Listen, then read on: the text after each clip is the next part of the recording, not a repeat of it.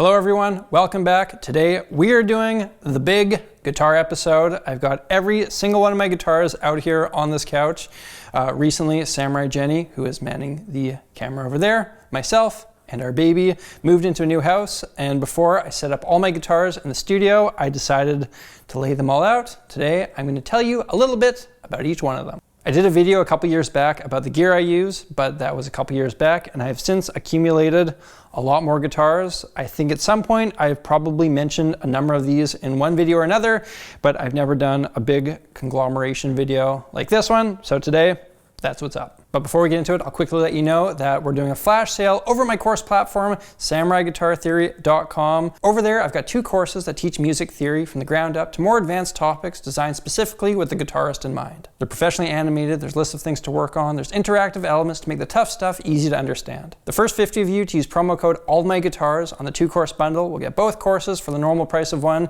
Again, that's over at www.samuraiguitartheory.com. I'll also put up links to that in the description.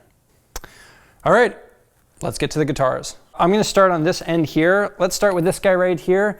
This is my black Fender Stratocaster, made in America from 1988.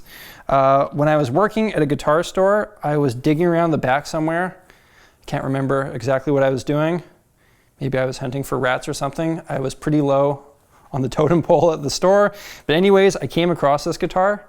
And it was in a case. I pulled it out and I asked the manager about it. He ran the serial number and he said that it was stock and it would have gone onto the floor. I asked him how much it was selling for. He said 350 Canadian dollars. I said that sounds like a great deal, and I bought it.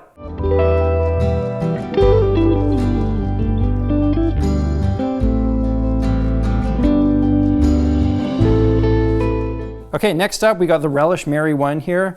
The guys at Relish sent me an email a couple years ago and they asked if I'd like to check out one of their guitars, specifically this one. I said, hey, that looks pretty cool. This was the first one that I featured in my World's Weirdest Guitar series.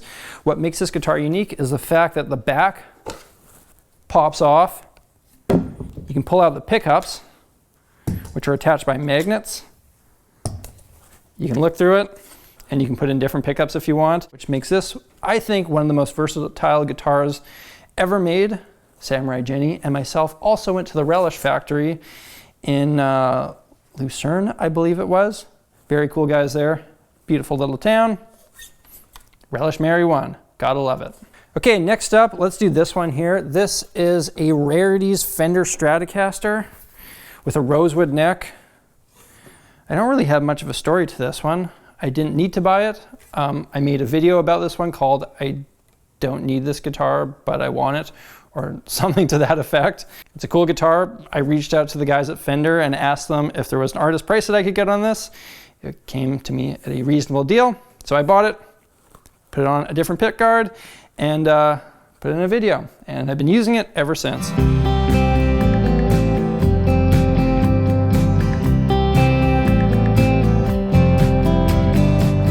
Okay, moving down the line, we got another Stratocaster here. Whoa, that one almost took a fall. This one was sent to me by my friend Alexis. She, at one point, was working for a company called JACOLAND, or maybe working with them. And she told me about that company, sent me some pictures from some of the guitars they made. This was one of them. I commented about how cool that I thought this one was. I mean, look at that design. Insanely cool. What a great collage. Yeah, right? Amazing. And then before I knew it, she sent it over to me. I find myself playing this one whenever I need to get funky.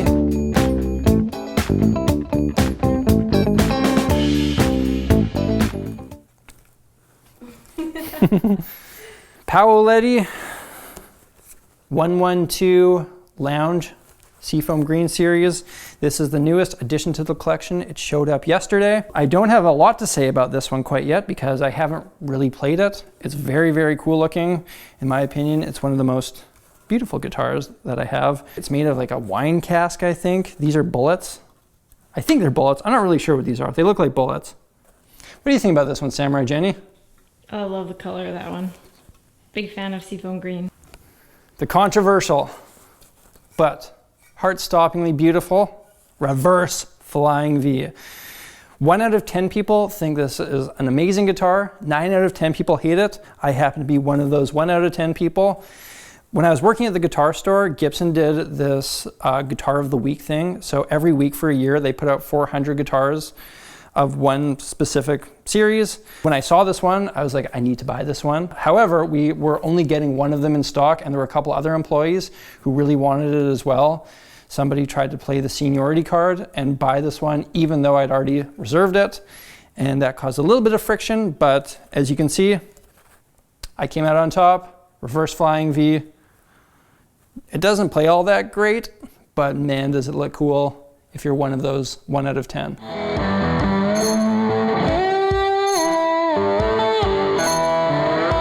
This is the guitar that I would vote most likely to be used as a murder weapon. This one is a reverse Stratocaster. I put this one in my World's Weirdest Guitar series. I don't really like this one. It doesn't play very well. It's just a cheap Strat. The only cool thing about it is the body is backwards. If I had to pick a single guitar out of all my guitars that I like the least, this would be it. This guy here, first bass on the list for today. This is the Schecter Hellcat 6.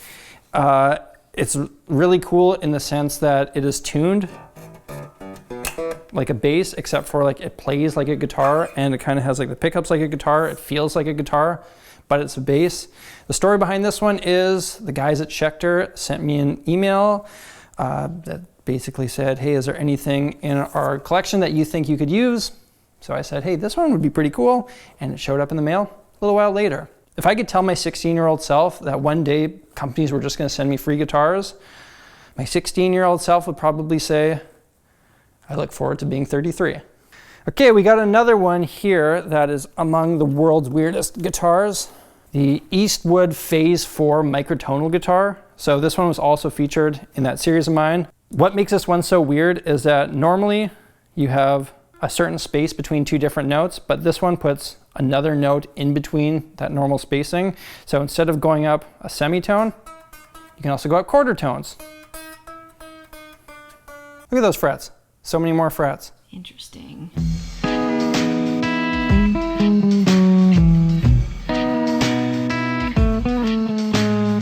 Okay, next up, let's do another bass here.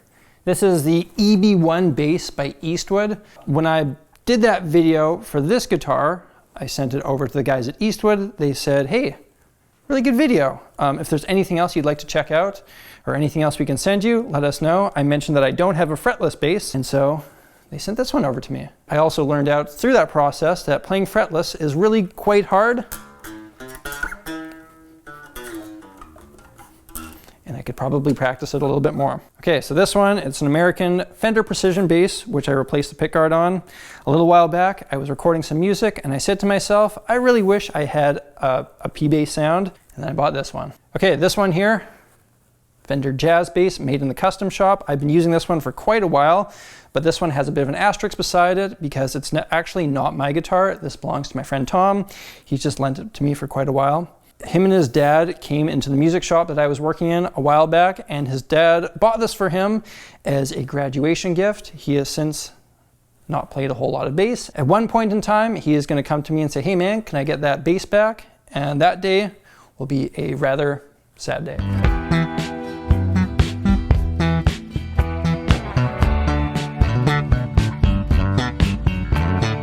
Next up, we've got the guitar in the bag. It's going to remain a mystery. I'm not going to tell you what's in here because this is going to be featured on a future episode of the World's Weirdest Guitars, and I don't want to spoil the surprise.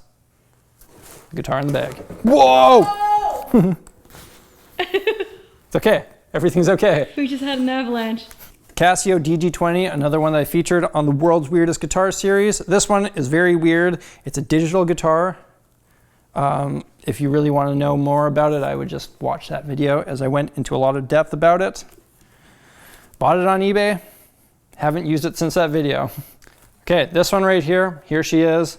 The First Love, #1. My 1952 reissue Fender Telecaster that was probably made in like 2004 or something. When I was 14, 15 years old, I saved up all my money that I made reffing hockey, and I used it to buy this guitar. It has been my #1 guitar ever since. The majority of gigs that I've played have been on this thing. It's easily my favorite one. This is the one, like my one material possession that I actually feel a strong emotional connection to. It's irreplaceable. It's got my initials in there. I did that to be like Stevie Ray Vaughan. It's been worn in over the course of like 16 years. It just feels like, it feels like home. I love this guitar. This is my favorite one.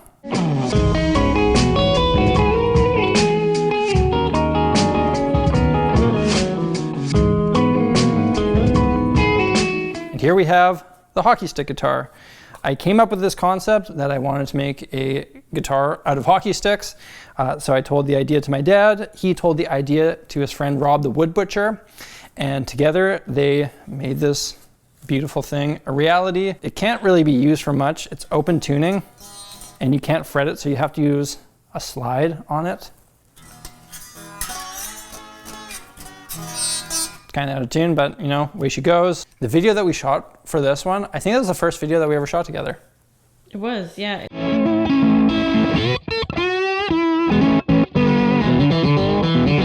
This one here is the Jared James Nichols signature Epiphone Les Paul. Single pickup here. Not much of a story for this one. Jared sent this to me. Super cool guy. What up, Jared? Whenever I need to unleash my blues power, I use this one. These guitars are placed in a bit of a precarious position. DANELECTRO 66 BT. This is a baritone guitar. Every now and then, whenever I need to get my baritone thing going, I use this one. DANELECTRO 66 BT. Uh-oh, baby monitor made a sound. Is he moving? No, fast asleep. Just did a roll. Here we have the DANELECTRO Stratocaster. I can't actually remember what the official model name is for this one. I call it the Stratocaster. This was featured in the World's Weirdest Guitar series. When I started doing that series, I knew that I wanted to put this guitar in there. It makes your guitar sound like a sitar. Jenny, what do you think about this one? I like that one. It kind of, well, it's cool to begin with, but it also kind of looks like a pig. Is this his nose right here? Yeah. Yeah, I can see that. DANELECTRO 59 X12, 12-string electric guitar. Big question is, whenever you pick up a 12-string, is it in tune? Moment of truth. It is not. RELISH Trinity. Don't really have much to say about this one. I've been using it quite a bit. Pretty awesome. You can take the pickups out of this one too. Even less of a story behind this one. This is the Fender 80s heavy metal Strat thing made in Japan. So when I bought this precision bass from the Fender guys, I also saw that they had released this line, and it was a very affordable line, and so I just decided to buy one of these as well. That's it. I don't use it much. It's pretty cool though. It's pretty. Is that an insult when you say that guitar is pretty? No, that's awesome. If I was a guitar, I'd be happy to be called pretty.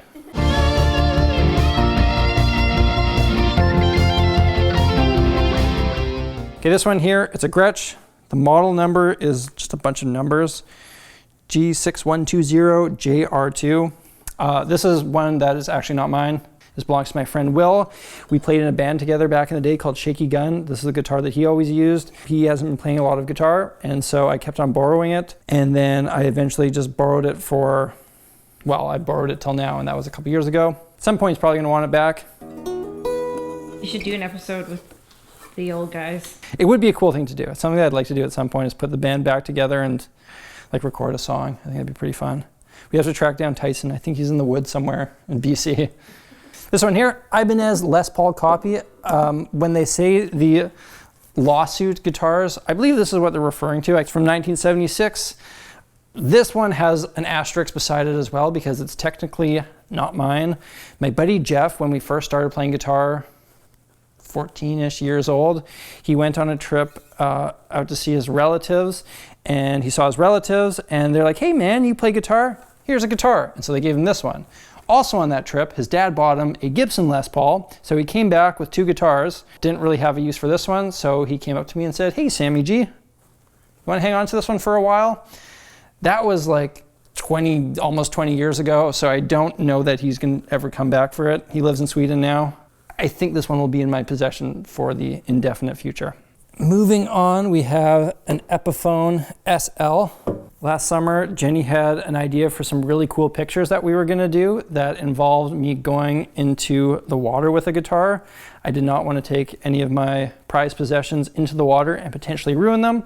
So I went to the guitar store and bought the absolute cheapest guitar I could. This one was used. It was like $100 or something. Since then, it has been completely submersed, not once, not twice, but 3 times.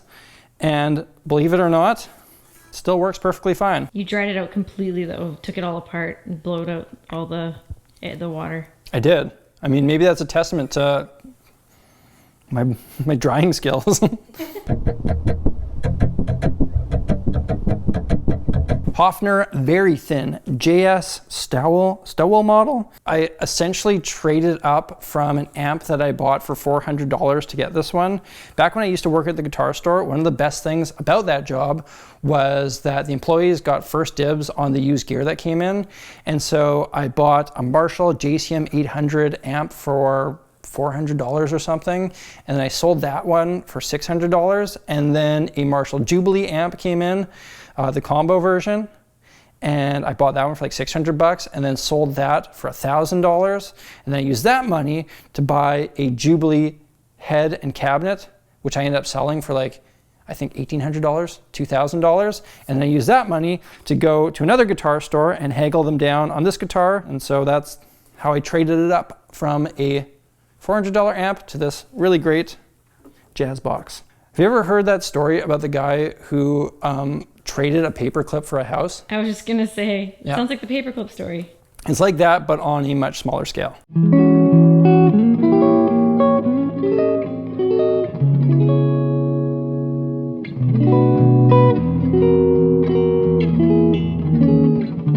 Let's do the U-bass.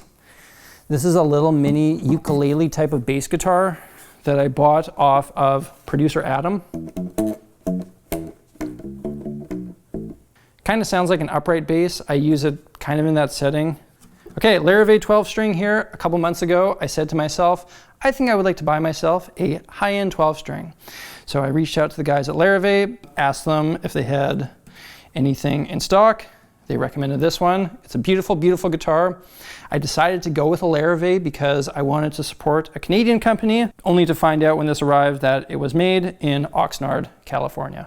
Is it in tune? Yes, it is.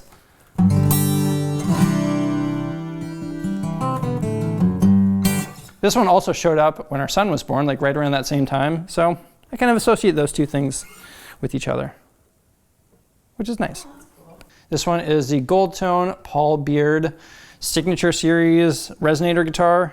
I needed a resonator guitar, so I reached out to the guys at Gold Tone and asked them what they would recommend, and they sent me this one.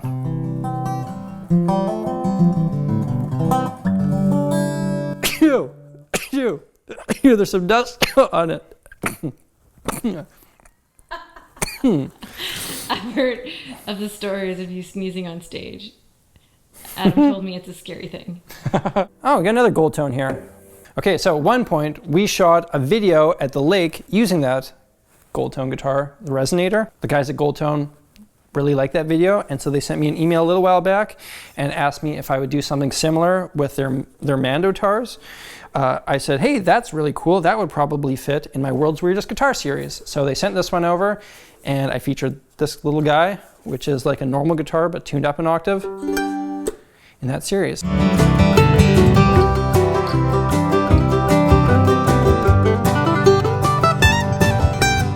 right, we're on the home stretch here. This here is a Garrison G10. This is my first ever acoustic guitar. I was probably 15, 14 years old. I said to my parents, I would love, oh my God, there's a spider on this one. Look, tiny little spider.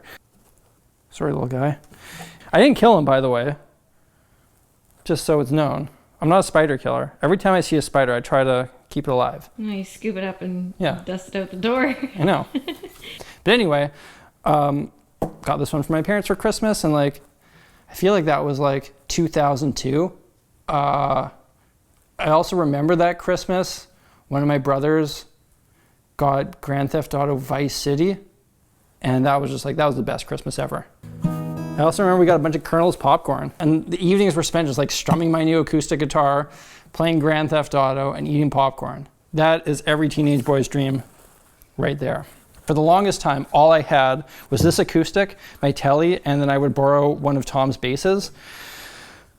Now I have 37 some guitars, but truth be told, with just those three things, I could probably do 99% of everything that I do now. But when you're fortunate enough to have companies that will either sell you things at an artist discount or just like send you things, you don't say no. This little guy right here is an Art & Lutherie Parlour guitar. I bought this one right before I went to Australia on my soul-seeking adventure at age 18, 19. My whole idea was I would buy a cheap travel guitar, and if it got lost or stolen or broken or something, no big deal.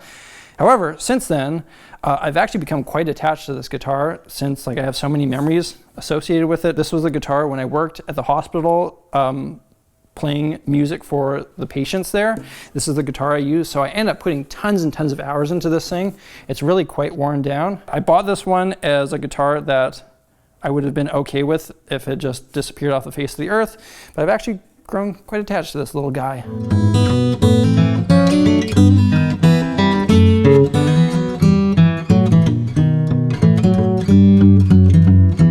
Orangewood Cutaway Mason EB Live. Not much of a story behind this one. The people at Orangewood reached out to me and asked if I would like one of their guitars. I said I would love to give one a try.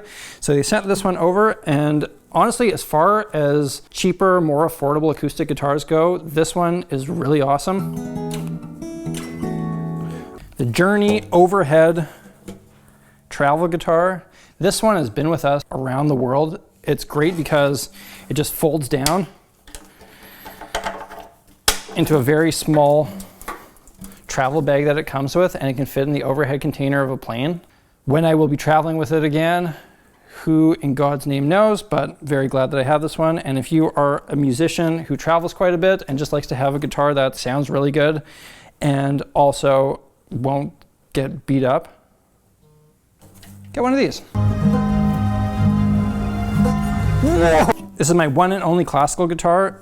It's actually my dad's classical guitar. This is what he would play me when I was a young little baby. He only knows like 3 chords, E, D, and A. There's also a really cute video of you chewing on that as a little baby. Yeah, there is. I'm gonna cut to that video right now.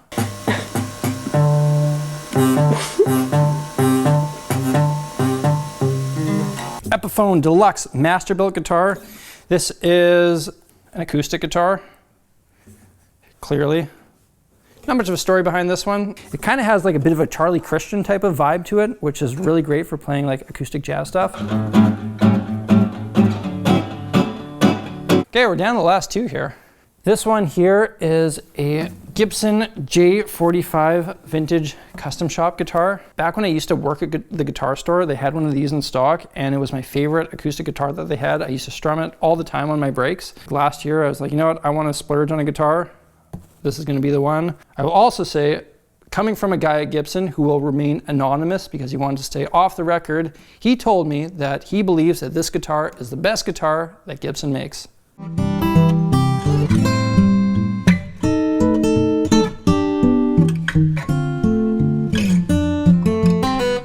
And lastly, this Fender that has an asterisk beside it because this one is not mine. This one's your guitar. Oh, that's mine. Yeah. Cool. I think you got it from your Auntie Joan. Well, my Auntie Joan bought it used at a garage sale, and it sat in her closet for a while. And then my dad decided he wanted to play it, so it was given to my dad, and then it sat in his closet forever. And I remember seeing it as a kid, and then I was like, I kind of want to play guitar, and so I played for a little bit and took lessons and stopped playing. And now it sits in our living room, and this is the one that I play for our son all the time. Yeah. This is one of the guitars that I play the most, actually. Yeah. Because this is just the living room guitar that I grab and sing songs that I make up for the boy. I don't know, what do you think about all these guitars? How does Samurai Jenny feel about having 37 guitars in her house? I don't know, I think it's pretty cool. I think guitars are cool. I like looking at them. I feel like every guitarist needs a Samurai Jenny by his side. Because I feel like a lot of people, their significant others are like, there's too many guitars in here. I can't believe you got another one. Whereas for you, one shows up and you're like, oh, cool. What's this one? What'd you get now? There's actually another one in California too. That one stays there. And whenever I go there, it stays with my relatives. I forgot to mention that one. That one's another orange wood. Do you need gear to make good music? Yes. If I didn't have all these guitars, I would be a shell of the person I am, a shell of the musician I am, and I wouldn't possibly be able to be creative in the least bit. That's a lie. Yeah, it is. Okay, well, that's that. Those are all my guitars. Thank you guys for tuning in. Again, remember that we've got a limited flash sale going on at samuraiguitartheory.com. You can get both my courses for the normal price of one with the promo code all my guitars, I think it was. There's only 50 of those codes available, so use them while you can. As always, thank you guys all for watching. If you want to check out another video like this one, hit that link up there. If you're new here, hit that subscribe button, and you can see me actually playing these guitars. Big thank you to everybody who supports my channel through Patreon. Until next time, I'm Samurai Guitarist. Thank you again all for watching, and I will see you next time.